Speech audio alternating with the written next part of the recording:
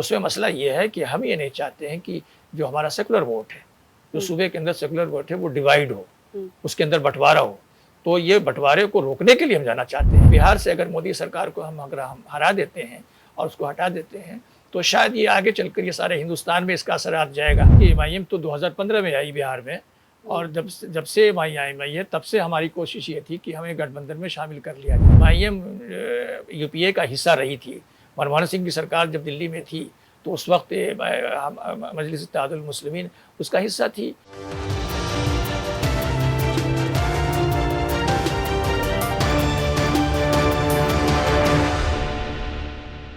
आदाब सलाम, मैं हूं अजरा और आप देख रहे हैं मंथन टुडे। इस वक्त हमारे साथ एआईएमआईएम महासचिव इंजीनियर आफ्ताब अहमद है। बहुत बहुत स्वागत है आपका हमारे स्टूडियो में।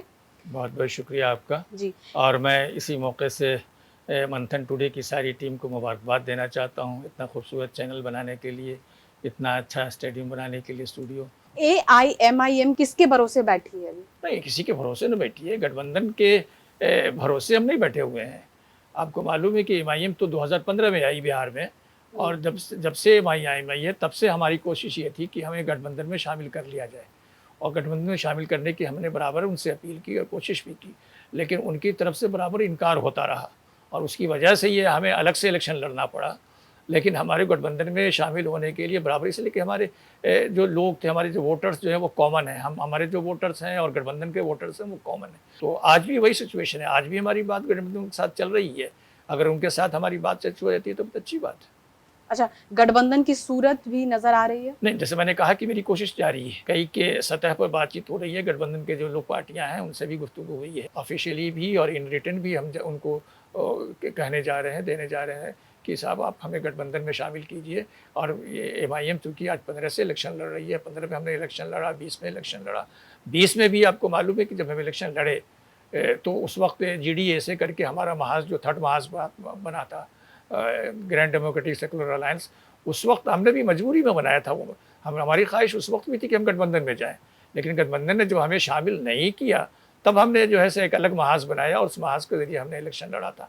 तो इस बार भी हमारी उनसे अपील है, हमारी कोशिश है। देखिए, अगर कामयाब कोशिश हुई तो ठीक है, और नहीं होगा तो फिर तो हम तो पहले भी अकेले इलेक्शन लड़े हैं, तो लड़ेंगे इंशाल्लाह। किससे आपकी बातचीत चल रही है?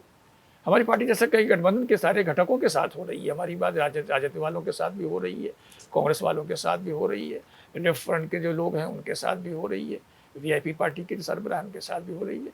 सुना कि कांग्रेस गठबंधन में लेने का विरोध कर रही है? नहीं, ऐसा तो कोई ज़ाहिरी तौर पर नज़र नहीं आता है, इसलिए कि आपको शायद पता नहीं है कि एमआईएम यूपीए का हिस्सा रही थी। मनमोहन सिंह की सरकार जब दिल्ली में थी तो उस वक्त मजलिस इत्तेहादुल मुस्लिमीन उसका हिस्सा थी, और हैदराबाद के लेवल पर भी अब तो कांग्रेस के साथ हम लोगों ने मिलकर काम किया है। तो कांग्रेस की तरफ से मुखालफत तो मुझे तो उसका कोई इत्तला नहीं है, और मुझे नहीं लगता कि कांग्रेस वाले क्यों उसकी मुखालफत करेंगे। अच्छा, बिहार चुनाव जा किधर रहा है? बिहार का इलेक्शन तो है नेचुरली एक बड़ा वाटरशेड इलेक्शन है इस वक्त। बिहार में आप जानती हैं कि तब्दीली अमूमन बिहार से ही आई है। दिल्ली में भी तब्दीली हुई तो उसका जो है वो, चाहे वो महात्मा गांधी की तहरीक हो या उसके बाद जो है कांग्रेस के ख़िलाफ़ जो तहरीक चली थी, जेपी की तहरीक थी, वो भी बिहार से शुरू हुई थी। तो बिहार एक परिवर्तन की ज़मीन रही है, एक तब्दीली की ज़मीन रही है, बिहार से तब्दीली आई है। इस वक्त आप जानती हैं कि जो फासीवादी सरकार जो दिल्ली में चल रही है मोदी जी की, तो मोदी जी के हवाले से कई रास्तों में अलग इलेक्शंस हो रहे हैं, बाद में भी होंगे, लेकिन बिहार से अब की बार उम्मीद है कि ये लड़ाई जो ऐसी है कि बिहार से अगर मोदी सरकार को अगर हम हरा देते हैं और उसको हटा देते हैं, तो शायद ये आगे चलकर ये सारे हिंदुस्तान में इसका असर आ जाएगा। इसलिए बिहार इस वक्त हो सकता है, जैसे उम्मीद है कि ये तब्दीली की हवा बिहार से ही शुरू होगी, और ये तब्दीली अगर बिहार से शुरू होगी तो फिर अलग अलग रियासतों से होते हुए दिल्ली तक पहुँचेगी, और दिल्ली से जो है इस फासिस्ट सरकार को हम ख़त्म करने या हटाने में हम कामयाब हो सकेंगे। क्या आप थर्ड मोर्चा बनाएंगे या किस दिन और इंतजार करेंगे?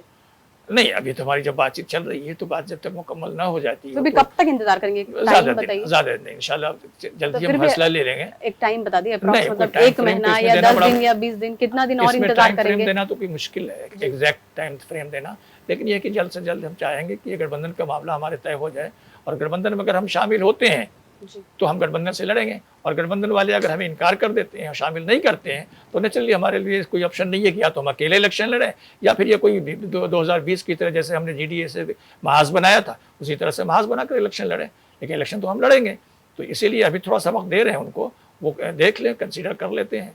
अगर नहीं देंगे तो फिर जो हमारे लिए तो रास्ता खुला हुआ है। जिस रणनीति से चल रही है मतलब आपकी पार्टी, उसके बारे में लोग बहुत अच्छा सोचते हैं, खास करके मुसलमान सोचते हैं। जी जी। तो आपको क्या लगता है कि आप उस पे कायम हैं? आपको मालूम है कि 2015 में जब हमारी पार्टी आई थी, तो उस वक्त तो यहाँ से शायद बहुत कम लोग जानते थे MIM क्या है, उसके सिलसिले में बहुत कम मालूमात थी। लेकिन उसके बाद हमने मेहनत की, और उसके नतीजे में हम हमारे 6 MLA जीत कर आए। 5 MLA 2020 में जीते, और एक ज़िमनी इंतखाब में उसके पहले जो है हमारे 1 MLA जीते थे, 6 MLA जीते। तो हमारी छोटी सी पार्टी थी, और एक बड़ा पहली बार शुरुआत हुआ था, तो कामयाबी अच्छी मतलब रही। आपको थोड़ा डर है, आपकी पार्टी को डर है, इसलिए आप गठबंधन में जाना चाह रहे हैं? नहीं, डर का बात नहीं है। उसमें मसला ये है कि हम ये नहीं चाहते हैं कि जो हमारा सेकुलर वोट है, जो सूबे के अंदर सेकुलर वोट है, वो डिवाइड हो, उसके अंदर बंटवारा हो। तो ये बंटवारे को रोकने के लिए हम जाना चाहते हैं कि अगर हम इलेक्शन लड़ेंगे और गठबंधन भी इलेक्शन लड़ेगी, तो सेकुलर वोट का कहीं ना कहीं किसी न किसी शक्ल में बंटवारा होगा। हम उस बंटवारों को रोकने के लिए हम चाहते हैं कि सेकुलर वोट इंटैक्ट रहे, एक साथ रहे। तो जो है फासिस्ट पार्टियों को, ये कम्युनल पार्टी को हराने में हमें आसानी होगी, NDA को। अगर गठबंधन वाले मजबूर करेंगे हमें कि हमें वो शामिल नहीं करते। गठबंधन ने आपको बीच रास्ते में छोड़ के चले गए, उसके बाद भी आप बार बार गठबंधन के साथ जाना चाह रहे हैं? नहीं, बीच में हमारा उनके साथ कभी हुआ ही नहीं शामिल। हम कभी शामिल नहीं हुए, इसे छोड़ने का सवाल ही नहीं पैदा होता है। हम छोड़ेंगे कि जब हम कभी शामिल उनके साथ नहीं हुए, गुफ्तगू हुई है उनके साथ। इस बार भी हमारी कोशिश ये है कि हम उनके गठबंधन में शामिल हों। हम एक सियासी पार्टी है, हम इलेक्शन लड़ने के लिए हमारी पार्टी आई है। हम तो इलेक्शन लड़ेंगे, इसलिए कि हम चाहते हैं कि अक़लियतों को, दलितों को, पिछड़े समाज के लोगों को हम ये क़यादत पे आगे लाएं। पार्टी ने डायरेक्ट तेजस्वी यादव से बात किया? देखिए, उनकी पार्टी राजद है, उनके जरिए बातचीत रही, लालू जी के जरिए तक भी हम लोगों ने अपनी बात को पहुँचाई है। और हम आगे भी उस सिलसिले में हमारी कोशिश ये है कि हम और भी ज़राए को इस्तेमाल करें और कोशिश करें। जैसे कि आपने मिली तंजीमों की बात की, माशरिया की बात की, तो उनसे भी हमारी अपील है कि वो भी अपने तौर पर कोशिश करके देखें और कोशिश करें कि हमें वो गठबंधन के अंदर शामिल कर लें। हमारी ख्वाहिश है। बहुत बहुत शुक्रिया आपका हमारे स्टूडियो में आने के लिए। देश और विदेश की ताज़ा खबरों को देखने के लिए देखते रहिए मंथन टुडे। शुक्रिया।